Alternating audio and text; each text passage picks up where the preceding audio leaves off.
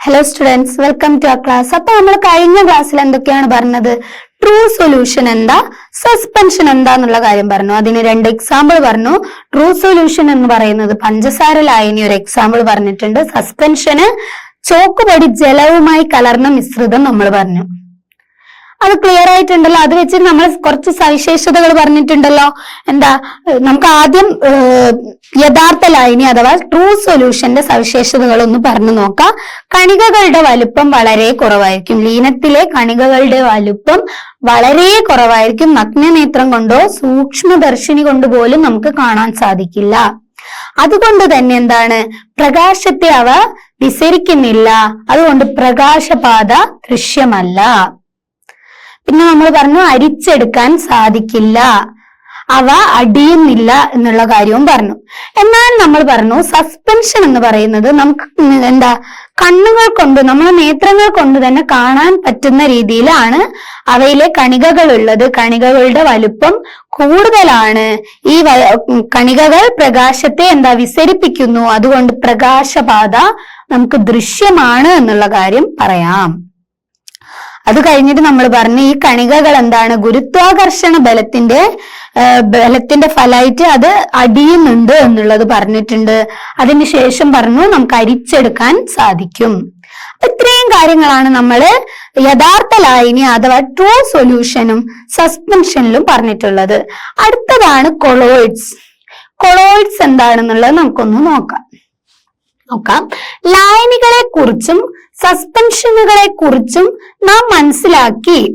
ഇവ രണ്ടിലും പെടാത്ത മിശ്രിതങ്ങൾ ഉണ്ടല്ലോ. നമുക്കറിയാം ലായനിയെ പറ്റി നമ്മൾ പറഞ്ഞു. എന്താ, ലായനികളെ പറ്റിയും പറഞ്ഞു, സസ്പെൻഷനുകളെ പറ്റിയും പറഞ്ഞു. ഈ ലായനിയും സസ്പെൻഷനും അല്ലാത്ത കുറച്ചെണ്ണം ഉണ്ടല്ലോ. ലായനിയും സസ്പെൻഷനും അല്ലാത്ത കുറച്ച് മിശ്രിതങ്ങൾ ഉണ്ട്. അവ എന്താണെന്നുള്ളത് ചിന്തിച്ചിട്ടുണ്ടോ?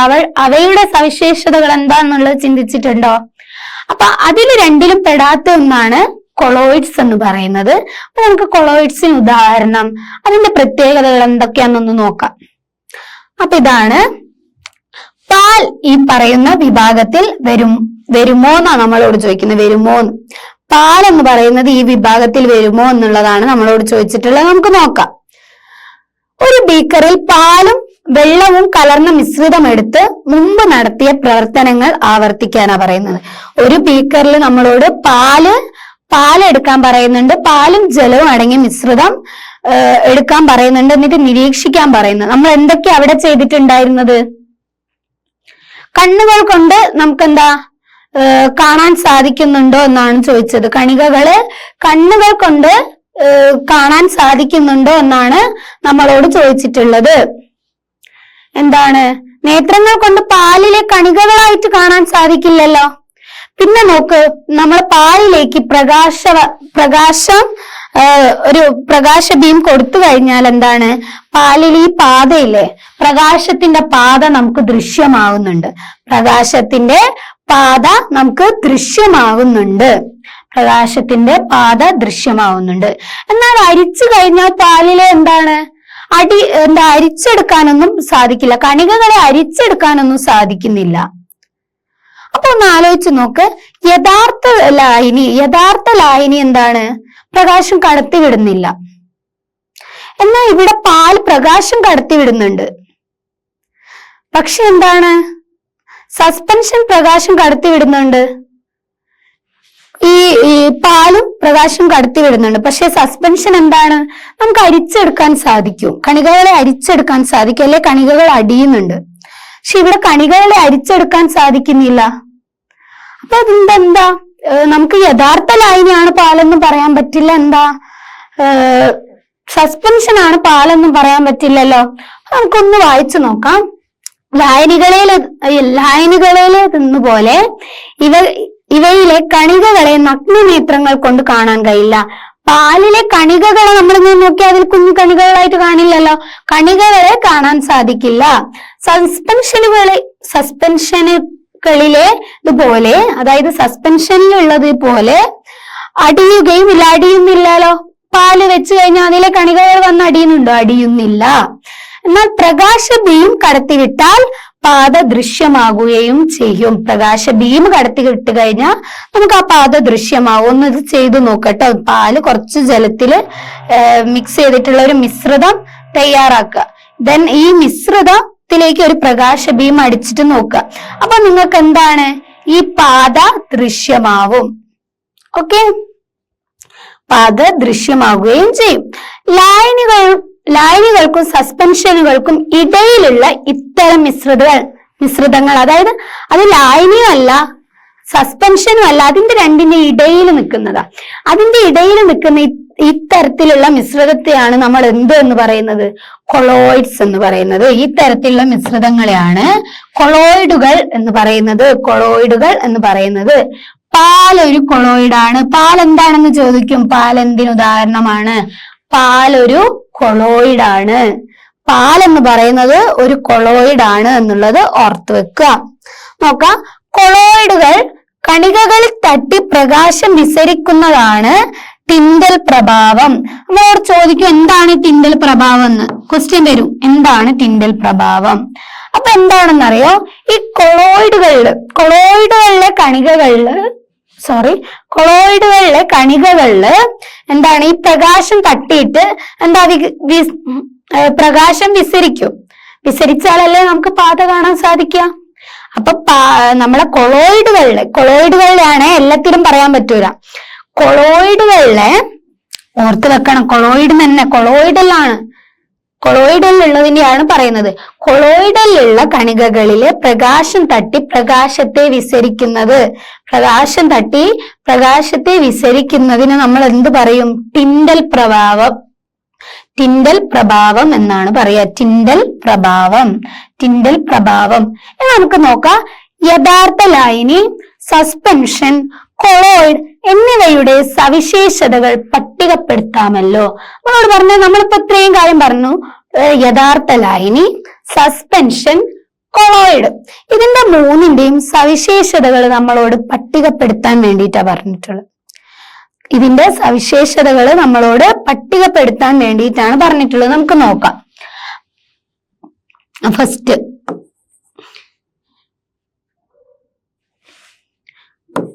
കണികകൾ എന്താ? കണികകൾ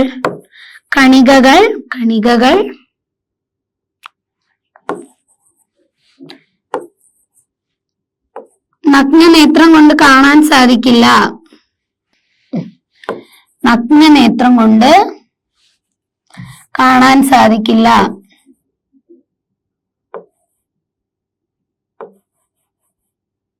നഗ്നനേത്രം കൊണ്ട് എന്താണ്? കാണാൻ സാധിക്കില്ല.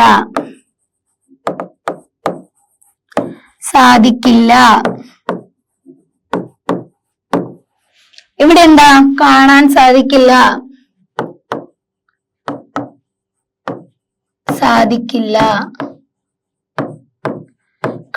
നമുക്ക് കാണാൻ പറ്റൂലേ? സസ്പെൻഷനിൽ കാണാനാവും. ഞാൻ ടേബിൾ മാറിപ്പോയതാണ്. യഥാർത്ഥ ലൈനിൽ സസ്പെൻഷൻ കൊളോയിഡ് എന്നാണ് കൊടുത്തത്. കാണാൻ സാധിക്കും.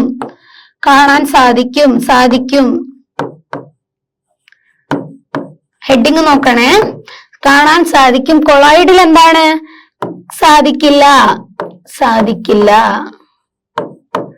സാധിക്കില്ല. രണ്ടാമത് എന്താ നമ്മൾ പറഞ്ഞിട്ടുള്ളത്? പ്രകാശബീം. എന്താണ് പ്രകാശബീം? പ്രകാശത്തിന്റെ പാത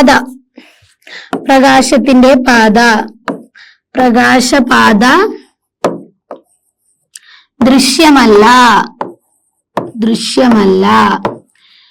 സസ്പെൻഷനിൽ എന്താ? ദൃശ്യമാണ്.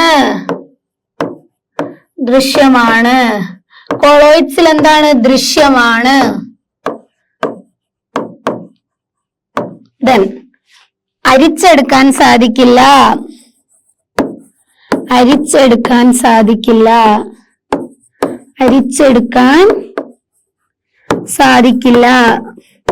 സസ്പെൻഷൻ എന്താ?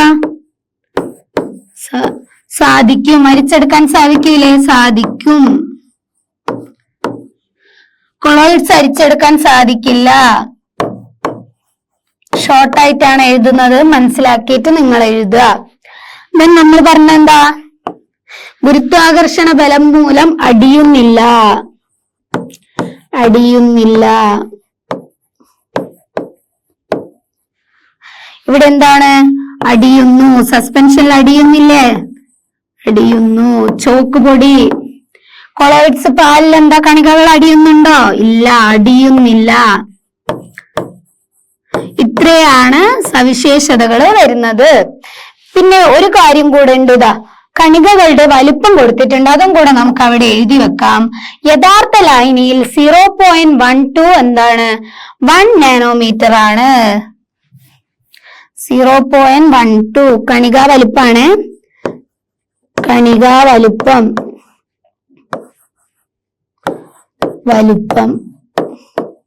0.12 1 നാനോമീറ്റർ.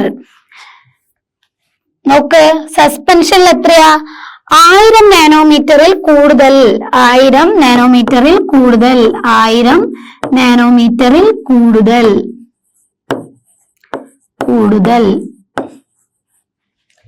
നോക്ക്, കൊളോയിഡ്സിന്റെ കേസിലോ 1 മുതൽ 1000 വരെ. 1 മുതൽ 1 to 1000 നാനോമീറ്റർ. ഇപ്പൊ മനസ്സിലായോ എന്തുകൊണ്ടാണ് കൊളോയിഡ്സ് ഇതിന്റെ രണ്ടിന്റെ ഇടയിൽ നിൽക്കുന്നത് എന്ന്? യഥാർത്ഥ ലായനിയുടെ സസ്പെൻഷന്റെയും ഇടയിലാണല്ലോ കൊളോയിഡ്സ് എന്ന് നമ്മൾ പറഞ്ഞു. നോക്ക്, യഥാർത്ഥ ലായനിയിൽ 0.1 മുതൽ 1 നാനോമീറ്റർ വരെയാണ് കണികകളുടെ വലിപ്പം. അതിന്റെ കൂടുതലാണ് എന്ത്? കൊളോയിഡ്സിൽ 1 മുതൽ 1000 നാനോമീറ്റർ വരെയാണ്. എന്നാൽ സസ്പെൻഷനിൽ 1000 നാനോമീറ്ററിൽ കൂടുതലാണ്. അപ്പൊ ഇതിന്റെ രണ്ടിന്റെ ഇടയിൽ 1 നാനോമീറ്ററിന്റെയും 1000 നാനോമീറ്ററിന്റെ ഇടയിലാണ് കൊളോയിഡുകളുടെ കണികകളുടെ വലുപ്പം. അതുകൊണ്ടാണ് കൊളോയിഡ് ഇതിന്റെ രണ്ടിന്റെ ഇടയിൽ നിൽക്കുന്നത്. രണ്ടിന്റെയും കുറച്ച് സവിശേഷതകൾ കാണിക്കുന്നത്. രണ്ടിന്റെ ഇടയിലായിട്ട്, എന്നാ പൂർണ്ണമായി യഥാർത്ഥ ലായനി അല്ല, എന്നാൽ പൂർണ്ണമായി സസ്പെൻഷൻ അല്ല, അതിന്റെ ഇടയിലാണ് വരുന്നത്. അതിന്റെ ഇടയിലുള്ള മിശ്രിതങ്ങളെയാണ് നമ്മൾ എന്തോന്ന് പറയുന്നത്? കൊളോയിഡ്സ് എന്ന് പറയുന്നത്, കൊളോയിഡുകൾ എന്ന് പറയുന്നത്. അതിന്റെ കണികാ വലുപ്പം എന്ന് പറയുന്നത് ഇതിന്റെ രണ്ടിന്റെ ഇടയിലാണ് വരുന്നത്. ക്ലിയർ ആയോ? ഇത്രയും കാര്യങ്ങളാണ് നമ്മളെ കൊളോയിഡ്, സസ്പെൻഷൻ, യഥാർത്ഥ ലായനി എന്ന ഭാഗത്ത് പറയാനുള്ളത്. അതില് ഇത് പഠിച്ചിരിക്കണം. മൂന്നിന്റെയും സവിശേഷതകൾ കൃത്യമായിട്ട് പഠിച്ചിരിക്കണം. നിങ്ങൾക്കൊരു മിശ്രിതം തന്നിട്ട് അതിന് ഇന്ന സവിശേഷതകൾ ഉണ്ട്, അങ്ങനെയാണെങ്കിൽ അത് ഏത് മിശ്രിതമാണ്? കൊളോയിഡ് ആണോ, സസ്പെൻഷൻ ആണോ, യഥാർത്ഥ ലായനി ആണോ എന്നുള്ള ചോദ്യങ്ങൾ വരും. ഇതും കൂടുതൽ ചോദ്യങ്ങൾ ചോദിക്കാൻ സാധ്യതയുള്ള ഭാഗമാണ്. നല്ല വൃത്തിയായിട്ട് പഠിക്കണം. ഇനി നമുക്ക് നോക്കാനുള്ളത് നിത്യജീവിതത്തിലെ കൊളോയിഡുകളാണ്. നമുക്കിപ്പോ പാലൊരു കൊളോയിഡ് ആണെന്നറിയാം. അതല്ലാതെ നിത്യജീവിതത്തിൽ കാണുന്ന കുറച്ച് കൊളോയിഡുകളെ പറ്റിയൊക്കെയാണ് പഠിക്കാനുള്ളത്. നോക്കാം. ആധുനിക ലോകത്ത് കൊളോയിഡുകൾ ധാരാളം ഉപയോഗിക്കുന്നുണ്ട്. നമ്മളിപ്പോ കൊളോയിഡുകൾ ധാരാളം ഉപയോഗിക്കുന്നുണ്ട്. ഏതൊക്കെയാന്ന് നോക്കാം. ഭക്ഷ്യോൽപാദനം, മലിനജല സംസ്കരണം, സൗന്ദര്യവർദ്ധന വസ്തുക്കൾ, പിന്നെ മരുന്നുകളുടെ നിർമ്മാണം, ഓയിൽ, വാട്ടർ എമൽഷനുകൾ, മയോണൈസ്, ജെല്ലുകൾ, പാലുൽപ്പന്നങ്ങൾ, ഇവയിലെല്ലാം എന്തുണ്ട്? കൊളോയിഡുകൾ ഉണ്ട്. കുറച്ച് ഉദാഹരണങ്ങൾ നോക്കി വെച്ചാൽ പാലുൽപ്പന്നങ്ങൾ അറിയാം, പാല് കൊളോയിഡ് ആണ്. അപ്പൊ പാലുൽപ്പന്നങ്ങൾ നിങ്ങൾക്ക് അറിയായിരിക്കും. മയോണൈസ് അറിയാലോ, എല്ലാവർക്കും അറിയുന്നല്ലേ. മയോണൈസ് എന്ന് പറയുന്നത് എന്താണ്? കൊളോയിഡിന് എക്സാമ്പിൾ ആണ്. പിന്നെ നമ്മൾ പറയുന്നത് ഓയിൽ ഉണ്ട്, വാട്ടർ എമൻഷനുകൾ ഉണ്ട്, അങ്ങനെയുള്ള കുറച്ച് കാര്യങ്ങൾ. ജെല്ലുകളൊക്കെ അല്ലേ, അതിലൊക്കെ എന്തുണ്ട്? കൊളോയിഡുകൾ ഉണ്ട് എന്നാണ് പറയുന്നത്. അപ്പൊ നമ്മൾ നിത്യജീവിതത്തിൽ ഉപയോഗിക്കുന്ന പല വസ്തുക്കളും, നമ്മളിപ്പോ ഉപയോഗിക്കുന്ന ചില ക്രീമുകളൊക്കെ ഉണ്ടാവും. അപ്പൊ ഈ ക്രീമുകളില് അങ്ങനെ ഓരോ കാര്യങ്ങളിലും എന്തുണ്ട് എന്നാ പറയുന്നത്? കൊളോയിഡുകൾ ഉണ്ട്. അതുപോലെ നമ്മൾ കഴിക്കുന്ന പല ഫുഡ് ഐറ്റത്തിലും കൊളോയിഡുകൾ ഉണ്ട്. നോക്കാം. വിവിധ തരം കൊളോയിഡുകൾ, വ്യത്യസ്ത തരം കൊളോയിഡുകൾ ഉണ്ട്. നോക്കാം. എല്ലാ കൊളോയിഡുകളും 2 പ്രധാന ഘടകങ്ങൾ ഉണ്ടായിരിക്കും. എല്ലാ കൊളോയിഡിന്റെയും പ്രത്യേകത എന്ന് പറഞ്ഞാൽ അതിന് 2 ഘടകങ്ങൾ ഉണ്ടാവും. ഒന്നാണ് ഡിസ്പേർഷൻ മീഡിയം, രണ്ടാണ് ഡിസ്പേർഷൻ ഫേസ് എന്ന് പറയുന്നത്. അപ്പൊ ഒരു കൊളോയിഡിന് എന്ന് പറഞ്ഞാല് പ്രധാനമായി 2 ഘടകമാണുള്ളത്. ഒന്ന് എന്ന് പറയുന്നത് ഡിസ്പേർഷൻ മീഡിയം, 2 എന്ന് പറയുന്നത് ഡിസ്പേർഷൻ ഫേസ് ആണ്. Dispersion medium, dispersion medium, then other one is എന്താണ്? Dispersion phase. ഡിസ്പേർഷൻ മീഡിയം ഉണ്ട്, ഡിസ്പേർഷൻ ഫേസും ഉണ്ട്. പിന്നെ നമ്മളോട് പറഞ്ഞിട്ടുള്ളത് എന്താണ്? ഡിസ്പേർഷൻ മീഡിയത്തിൽ വ്യാപനം ചെയ്തിരിക്കും കൊളോയിഡുകൾക്ക് പ്രധാനമായും ഉപവിഭാഗങ്ങൾ ഉണ്ട്. എന്താ പറയുന്നതെന്ന് വെച്ചാൽ രണ്ട് ഘടകങ്ങൾ ഉണ്ട് നമ്മൾ പറഞ്ഞു. ഡിസ്പേർഷൻ മീഡിയവും ഡിസ്പേർഷൻ ഫേസും എന്നിവയാണ് എന്ന് പറഞ്ഞു. അപ്പൊ ഈ ഡിസ്പേർഷൻ ഫേസിലെ ഡിസ്പേർഷൻ ഫേസ് ഡിസ്പേർഷൻ മീഡിയത്തിൽ വ്യാപനം ചെയ്യും. അതൊന്ന് അറിഞ്ഞു വെച്ചാൽ മതി. അതായത് കൊളോയിഡിന് രണ്ട് പ്രധാന ഘടകമുണ്ട് എന്നുള്ള അറിഞ്ഞു വെക്കുക. ഒന്ന് dispersion phase, other one is dispersion medium. അതൊക്കെയാണല്ലോ. അപ്പൊ ഈ ഡിസ്പേർഷൻ ഫേസ് എന്ന് പറയുന്നത് ഡിസ്പേർഷൻ മീഡിയത്തിൽ എന്താണ്? ഡിസ്പേർഷൻ മീഡിയത്തിൽ വ്യാപനം ചെയ്യുന്നാണ് പറഞ്ഞത്. ഇപ്പൊ ഒരു കൊളോയിഡ് ആണെന്ന് വെച്ചോ, ഇതിന് രണ്ട് ഘടകമുണ്ട്. ഡിസ്പേർഷൻ ഫേസ് ഉണ്ട്, ഡിസ്പേർഷൻ മീഡിയം ഉണ്ട്. അപ്പൊ ഈ ഡിസ്പേർഷൻ ഫേസ് എന്ന് പറയുന്നത് ഡിസ്പേർഷൻ മീഡിയം, ഇതാണ് ഡിസ്പേർഷൻ മീഡിയം എന്ന് വിചാരിച്ചു. ഈ ഡിസ്പേർഷൻ മീഡിയത്തിൽ എന്താണ്? ഡിസ്പേർഷൻ മീഡിയത്തിൽ വ്യാപനം ചെയ്യുന്നതാണ് പറഞ്ഞത്. എന്താ? ഇത് വ്യാപിച്ചുകൊണ്ട് കിടക്കുന്നാണ് പറഞ്ഞിട്ടുള്ളത്. വ്യാപിച്ചു കിടക്കുന്നാണ് പറഞ്ഞിട്ടുള്ളത്. ക്ലിയർ ആയോ? രണ്ട് ഘടകമുണ്ട്, dispersion phase, dispersion medium. And this dispersion phase എന്ന് പറയുന്നത് ഡിസ്പേർഷൻ മീഡിയത്തില് വ്യാപിച്ചു കിടക്കും എന്നാണ് പറയുന്നത്. കൊളോയിഡുകൾക്ക് പ്രധാനമായും ഉപവിഭാഗങ്ങളുണ്ട്. ഇവ മേൽപ്പറഞ്ഞ രണ്ട് ഘടകങ്ങളുടെയും ഭൗതികാവസ്ഥയ്ക്കനുസരിച്ച് എന്താണ്? വിവിധ തരപ്പെട്ട, അതായത് കൊളോയിഡുകൾ ഡിഫറെന്റ് ടൈപ്സ് ഉണ്ട്. ഡിഫറെന്റ് ടൈപ്സ് ഓഫ് കൊളോയിഡ് ഉണ്ട്. അതിന്റെ ഡിഫറെന്റ് ടൈപ്സ് എങ്ങനെയാ വരുന്നത് എന്ന് വെച്ചാല് നമ്മൾ പറഞ്ഞു ഡിസ്പേർഷൻ ഫേസ്. ഇംഗ്ലീഷിലാണ് എഴുതിയിട്ടുള്ളത്. ഡിസ്പേർഷൻ ഫേസ് തന്നെയാണ് നമ്മൾ പറയാ മലയാളത്തിൽ. Dispersion medium.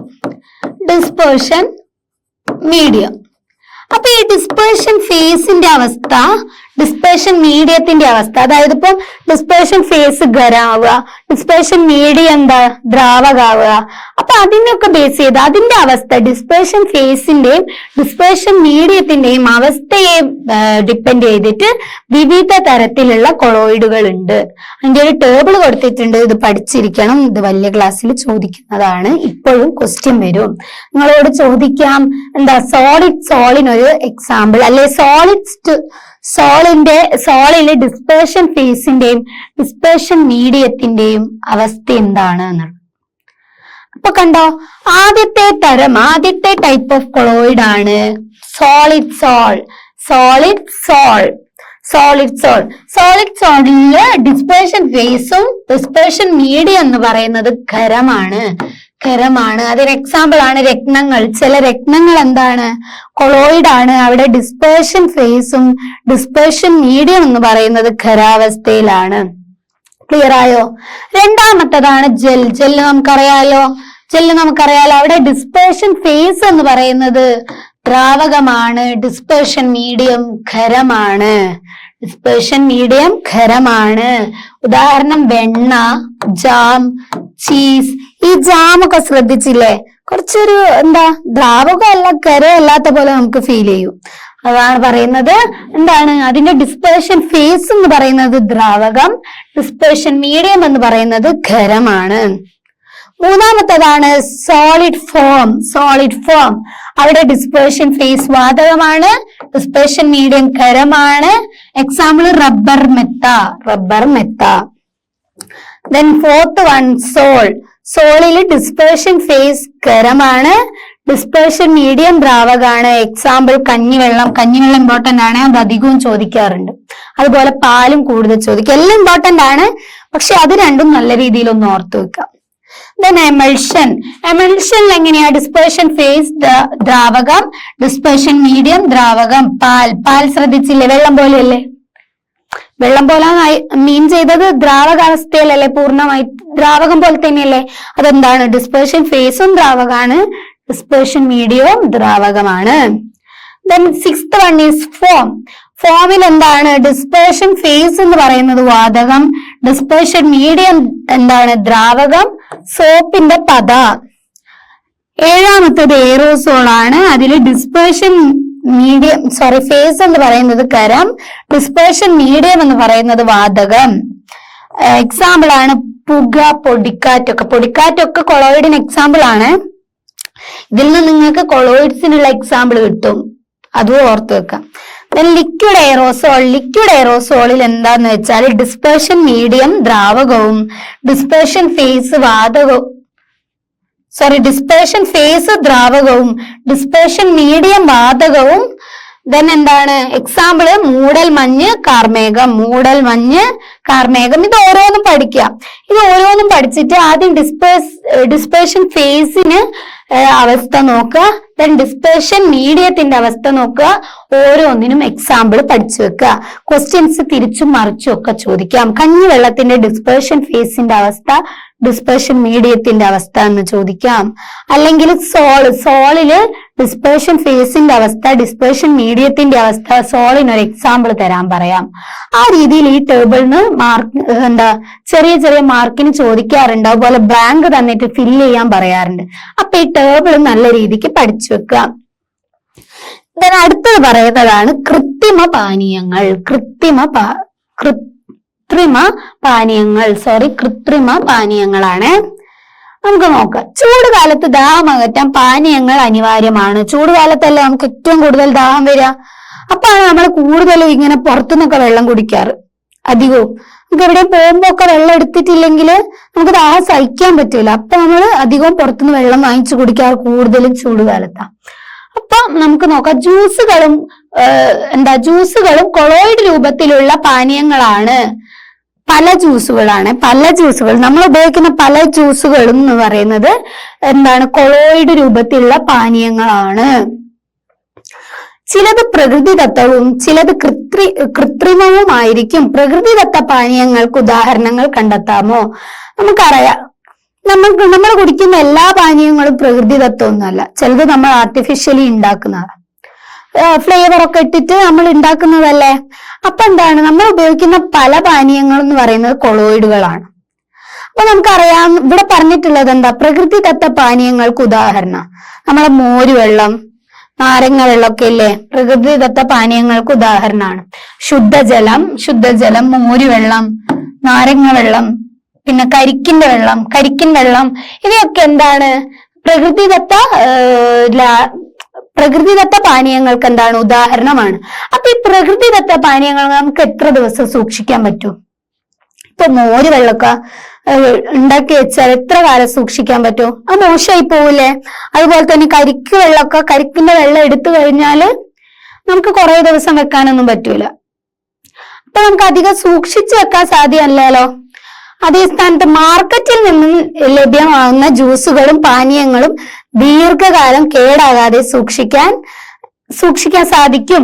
അതായത് നമ്മള് ജ്യൂസ് കടയുമൊക്കെ നമ്മൾ വാങ്ങുന്ന പാക്കറ്റ് ഇല്ലേ, ഫ്രൂട്ടി, അങ്ങനെയുള്ള കുറെ പാനീയങ്ങളൊക്കെ ഇല്ലേ, കോളകള്, അങ്ങനത്തെ ഓരോന്നൊക്കെ അതിൽ നിങ്ങൾക്ക് ഡേറ്റ് തന്നെ കാണാം, മാനുഫാക്ചറിങ് ഡേറ്റ്, എക്സ്പയറി ഡേറ്റ് ഒക്കെ കാണാം. അപ്പൊ അത് കുറെ കാലം നമുക്ക് സൂക്ഷിച്ചു വെക്കാൻ സാധിക്കും.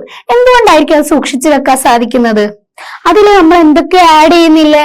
അതായത് അത് രാസവസ്തുക്കൾ ആഡ് ചെയ്യുന്നില്ലേ? അത് മോശമായി പോവാതിരിക്കാൻ അല്ലെ കേടായി പോവാതിരിക്കാൻ നമ്മൾ അതില് കുറച്ച് രാസവസ്തുക്കളൊക്കെ ആഡ് ചെയ്യുന്നുണ്ട്. അപ്പൊ നമുക്ക് നോക്കാം. കണികകൾ അടിയുന്നത് തടയാനായി കൃത്രിമ പാനീയങ്ങളിൽ ചേർക്കുന്ന രാസവസ്തുക്കളെ സ്റ്റെബിലൈസറുകൾ എന്താന്ന് ചോദിക്കുക എന്ന് പറയുന്നു. അതായത് നമ്മളെ ഈ കൃത്രിമ പാനീയങ്ങള്, ബോട്ടിൽ വരുന്ന പാനീയങ്ങള് നമ്മൾ കുറെ കാലം വെച്ച് കഴിഞ്ഞാൽ അതിലെ കണികകൾ അടിഞ്ഞു കഴിഞ്ഞാൽ അത് മോശം വരില്ല. ആരെങ്കിലും വാങ്ങിക്കോ? കണികകൾ അടിഞ്ഞ ഈ ബോട്ടിലുള്ള പാനീയങ്ങളൊക്കെ ആരെങ്കിലും വാങ്ങിക്കോ? ഇല്ല. അപ്പൊ അതിങ്ങനെ അടിയാതിരിക്കാൻ നമ്മൾ അതിൽ ചേർക്കുന്ന സാധനത്തെയാണ് നമ്മള് സ്റ്റെബിലൈസർ എന്ന് പറയുന്നത്. സ്റ്റെബിലൈസറുകൾ എന്നാണ് പറയാ. അതുപോലെ ഭക്ഷ്യവസ്തുക്കൾ കേടുകൂടാതിരിക്കാൻ ചില പദാർത്ഥങ്ങൾ ഉപയോഗിക്കുന്ന രീതി പണ്ട് മുതലേ ഉണ്ട്. നിലനിന്നിരുന്നത് ഏതൊക്കെയാണ്? നമ്മളിപ്പോ ചില വസ്തുക്കൾ കേടാവാതിരിക്കാൻ നമ്മൾ ഓരോ സാധനങ്ങൾ ആഡ് ചെയ്യും. ഇവിടെ പറയുന്നത് വിനാഗിരി. നമ്മൾ അച്ചാറിലൊക്കെ വിനാഗിരി ഇടാറുണ്ട്. അതുപോലെ ഉപ്പിലിട്ട് വെക്കാറില്ല, ഉപ്പിലിട്ട് സൂക്ഷിക്കുക, അത് കുറെ കാലം നിൽക്കാറുണ്ടല്ലോ. അതുപോലെ തന്നെ ഉണക്കി സൂക്ഷിക്കാറുണ്ട്. പിന്നെ പഞ്ചസാര ലായനിയിൽ മുക്കി വെക്കാറുണ്ട്. അതുപോലെ എണ്ണ ഒഴിക്കുന്നത് നിങ്ങൾ ശ്രദ്ധിച്ചിട്ടുണ്ടോ? ചില അച്ചാറിന് മുകളിൽ എണ്ണ ഒഴിക്കുന്നത്. അപ്പൊ അതൊക്കെ എന്താണ്, അതൊക്കെ കേട് കൂടാതെ സൂക്ഷിക്കാൻ വേണ്ടിയിട്ട് നമ്മൾ ആഡ് ചെയ്യുന്ന പ്രിസർവേറ്റീവ്സ് ആണ്. അതിനാണ് നമ്മൾ പറയുന്നത് കേട് കൂടാതെ നമ്മൾ നിലനിർത്താൻ വേണ്ടിയിട്ട് ഉപയോഗിക്കുന്ന വസ്തുക്കളെയാണ് നമ്മൾ എന്ത് എന്ന് പറയാ, പ്രിസർവേറ്റീവുകൾ.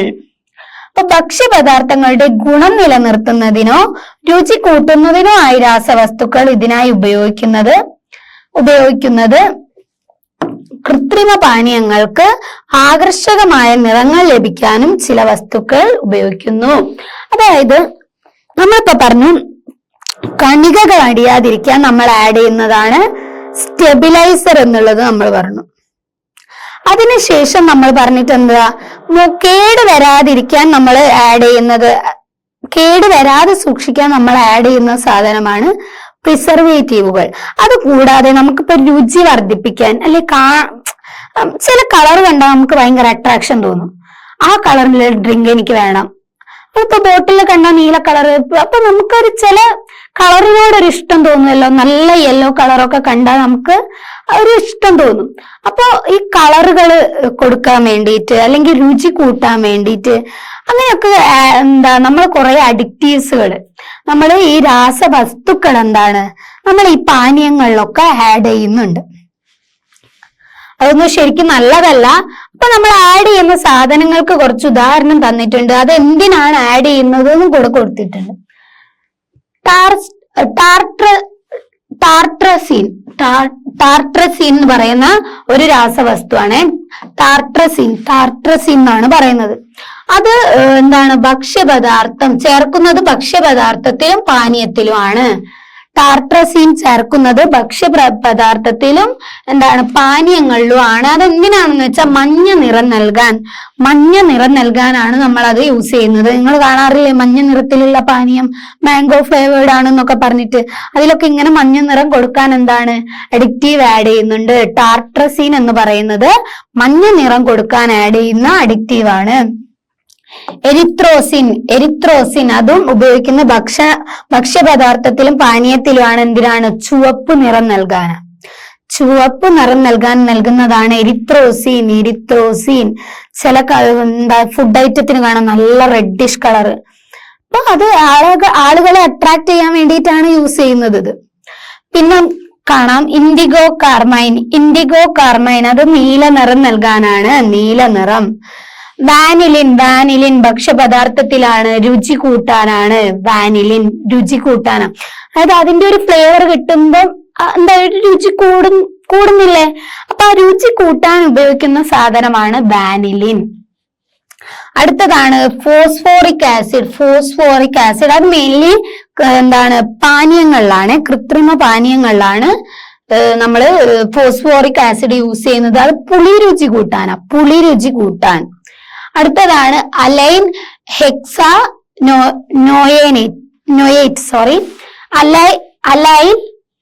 ഹെക്സാനോനേറ്റ് എന്നാണ് പറയാ, അലൈൽ ഹെക്സാനോനേറ്റ്. ഓക്കെ, അലൈൽ ഹെക്സാനോനേറ്റ് അത് നമ്മൾ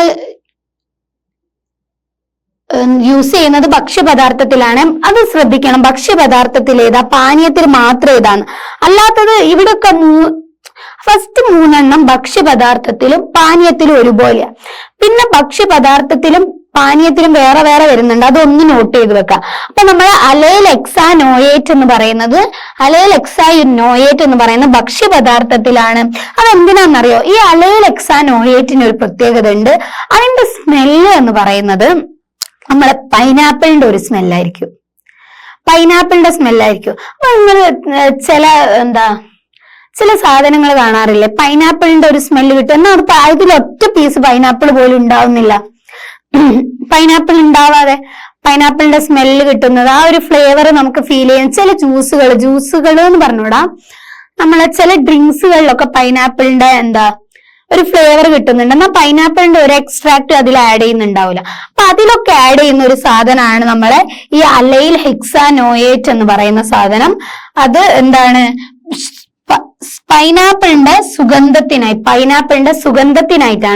സുഗന്ധത്തിനായിട്ടാണ് യൂസ് ചെയ്യുന്നത്. ദെൻ സോഡിയം ബെൻസോയേറ്റ്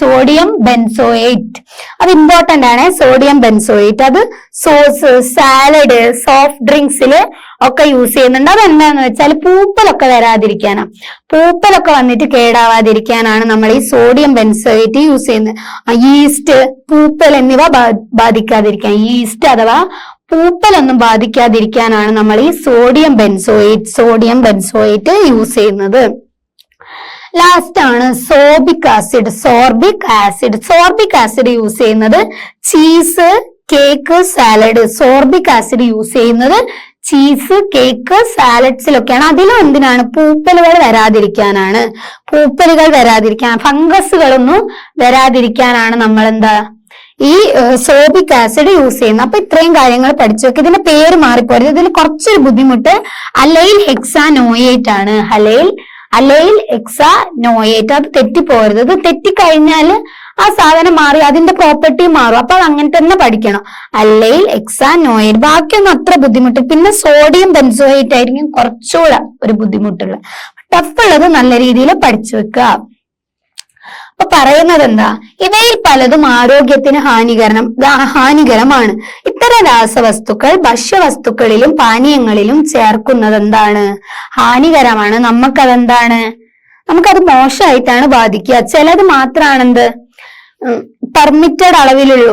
പക്ഷെ ചില കമ്പനികൾ ആ പറഞ്ഞിട്ടുള്ള അളവിനേക്കാളും കൂടുതലൊക്കെ ആഡ് ചെയ്യും. അപ്പൊ ഈ സോഫ്റ്റ് ഡ്രിങ്കിൽ ഈ കളറുകളൊക്കെ ആഡ് ചെയ്യുന്നത് നമ്മളെ ഓരോ അവയവങ്ങളെ ആമാശയത്തിനെയും കരളിനെയും ഒക്കെ കിഡ്നിയും ഒക്കെ നല്ല രീതിയിൽ ബാധിക്കുന്നുണ്ട്. അപ്പൊ ഈ രാസവസ്തുക്കൾ അടങ്ങിയിട്ടുള്ള കൃത്രിമ പാനീയങ്ങളൊക്കെ പരമാവധി കുറയ്ക്കുക. വല്ലപ്പോഴും അത്ര നിർബന്ധമാണെങ്കിൽ മാത്രം എന്താക്കുക, കുടിക്കാനൊക്കെ യൂസ് ചെയ്യുക. അതിന് പകരം നമ്മളെ നാച്ചുറലി ഉള്ള, നമ്മളെ ആരോഗ്യത്തിന് നല്ലതാണ്, നമുക്ക് ഹെൽത്ത് കൂടുകയുള്ളൂ. നമ്മളിപ്പോ കരിക്കിൻ വെള്ളം, മോര് അങ്ങനെയുള്ള കാര്യങ്ങളൊക്കെ കുടിക്കുമ്പോൾ നമുക്ക് ആരോഗ്യം കൂടുകയുള്ളൂ. എന്നാൽ ഇങ്ങനെയുള്ള രാസവസ്തുക്കളൊക്കെ ഇട്ട ലൈനി അല്ലെ പാനീയങ്ങളൊക്കെ നമ്മളെ ആരോഗ്യത്തിന് മോശമായിട്ടാണ് എഫക്ട് ചെയ്യുന്നത്. കുറേയേറെ അസുഖങ്ങൾ വരാനും കാരണമാകുന്നുണ്ട്. ഈ കളറുകളൊക്കെ ആഡ് ചെയ്യുന്നില്ലേ, ഈ ഡിഫറെന്റ് കളറുകളൊക്കെ ആഡ് ചെയ്യാൻ നമ്മൾ ഉപയോഗിക്കുന്ന കെമിക്കൽസ് ഒക്കെ നമുക്ക് ക്യാൻസർ പോലുള്ള ഡിസീസസ് വരാൻ വരെ കാരണമാകുന്നുണ്ട്.